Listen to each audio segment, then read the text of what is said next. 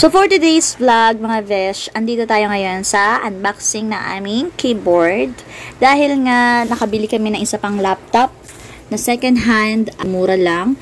At the same time may sira siya, so ginawa na lang namin ng paraan. So in-order kami ng keyboard kasi not functioning yung keyboard niya. So dead battery din yung laptop. At kailangan nga i-charge pag gagamitin. Nabili lang namin to second hand ng 1.5.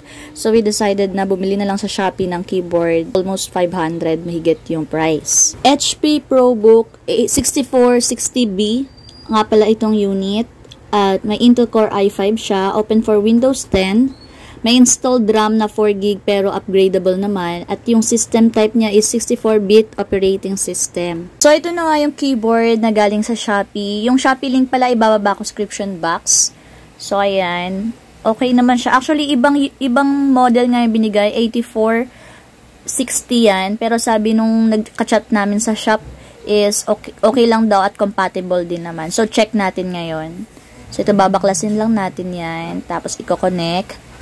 And then, make sure lang natin nalalapat ng maayos para okay ang fit niya.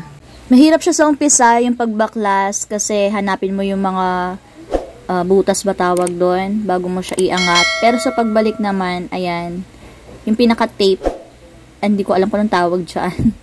So, ayan, dapat maipasok, ma-insert mo siya ng maayos para makonect siya doon sa laptop, yung ating keyboard.